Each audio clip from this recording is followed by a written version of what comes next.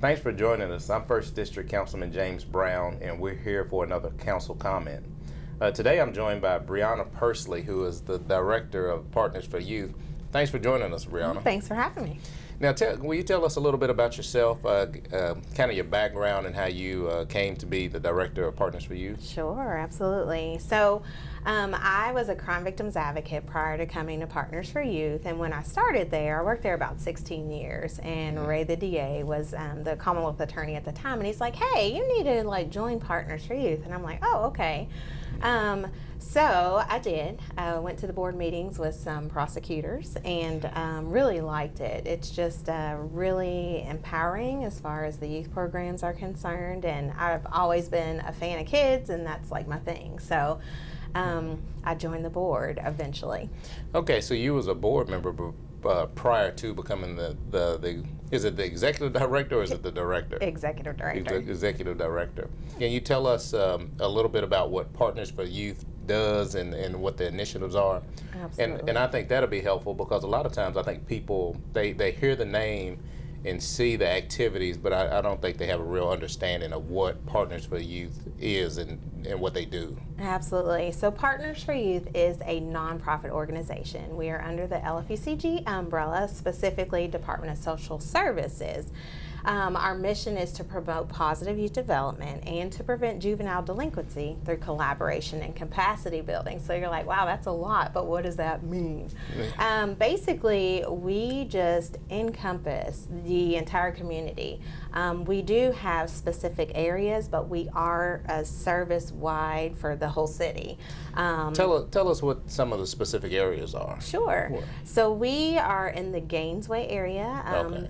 We're also in the West End area as well as Cardinal Valley. And so in those areas, we have community partners tables where we sit down with community stakeholders as well as residents to come up with fun and creative ways to serve the community.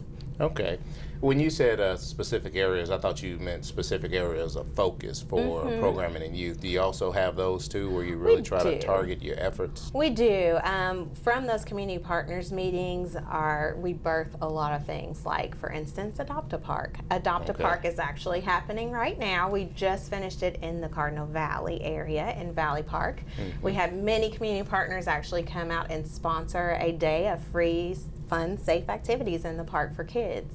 And if you go to our Facebook page, you'll see a lot of pictures of who are our sponsors. Our sponsors consist of the faith community, universities, organizations. We actually had the U.S. Army come out, H&W Staffing. So we have a different, just many people that are stakeholders within that area coming and actually doing fun things in the park.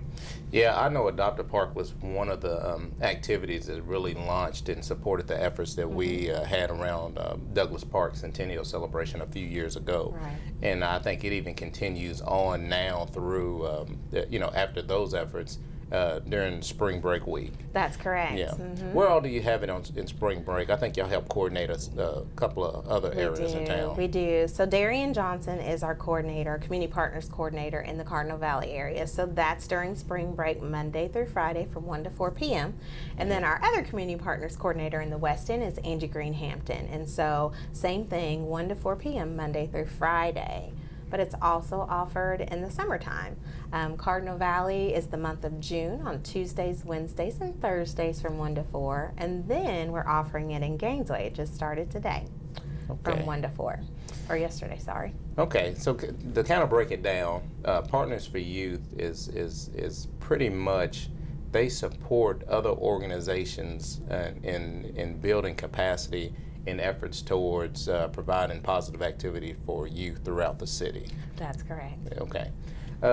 Tell us about some of the initiatives that you have. I know one way that you help support organizations is through your grassroots grant opportunities. Can you tell us a little bit about that? Yes, we are a foundation, so all of the monies that we do receive do go back out into the community to support positive youth programming. Those grants open up on December 1 is when you can start applying, and you can ask for a grant, request it in the amount of $750 all the way up to $3,000. Okay. How many organizations, I don't want to throw all your business in the street, but how much grant money do you give out, and about how many organizations do you support through this effort? Well, it really depends. It varies each year how much we have, depending on fundraising, et cetera, et cetera. But this year we did have 26 programs supported, and those programs are currently going. Some of them are. Some of them will start in the fall, and some will continue on in the winter. But those programs vary with either art, equine, music, so there's just a variance of activities that they provide for youth. Okay. Now tell me about another initiative, the I Do list. I think that's one of the things. I think it comes out at the beginning of the summer or right before the summer hits. And we kind of blast it out on social media, but Can you tell us what that is? Sure. So the I Do program list is a compilation of programs throughout the city that are free and affordable to kids. And so an email is sent out to all of the community and just saying, hey, if you have free affordable programming, we'd love to put it in the I Do list. It comes out 3 times a year. We have one for the school year, which will probably come out about August 7th. We do have one specifically for spring break, and then we have the summer list. Okay.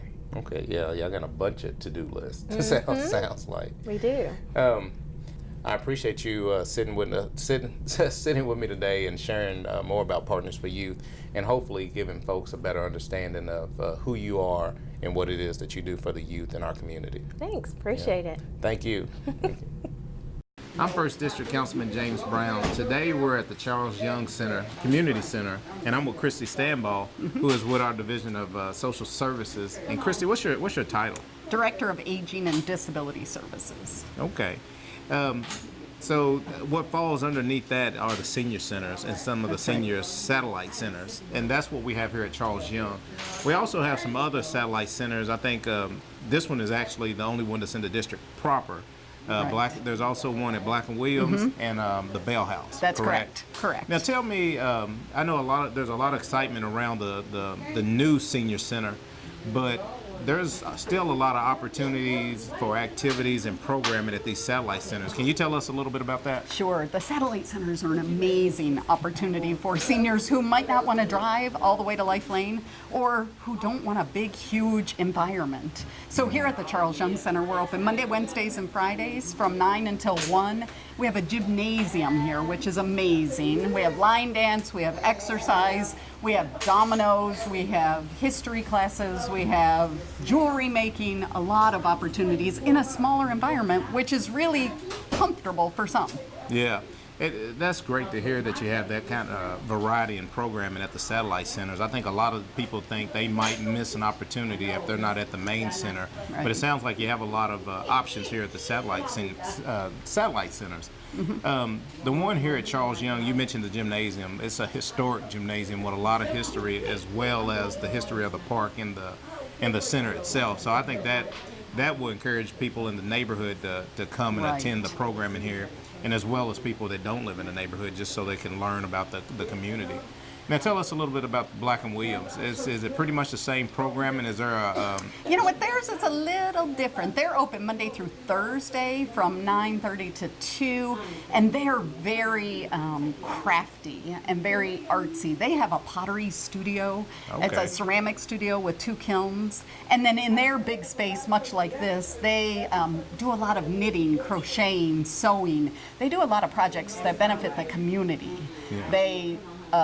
give to the children that are part of the WESEP program. Okay. So they made Easter baskets for all of the kids there. They made Christmas stockings or holiday stockings and stuffed them last year. Oh. They do a lot of things for the Hope Center, which is in really close proximity to them. Yeah. So they do a lot of giving back to the community, sharing their talents, which are very much artsy. We do have a chair yoga class over there, so there is some fitness. I'm sorry. What did you say? Karaoke class? Chair yoga. Huh? Chair yoga. Now tell me what that is. They would want karaoke. So chair yoga is yoga in its proper sense, but instead of having to get down on the floor, you just do all of the moves and the breathing in a chair. Okay. And that's offered 2 days a week over there. All of the programs at the satellite centers are free, which is great. Okay, then you got me interested in the chair yoga thing. That sounds like something that I can do and keep up with. The important thing, well, one of the things you just mentioned is all the programming is free, so there's no cost associated with it. So if folks want to come and say some seniors want to see what it's like and experience it and see if it's something they want to build into their routine, they can just come and sign up and participate for free? Yeah, you just have to be a Fayette County resident, 60 years and older, to participate in any of our programs. Okay.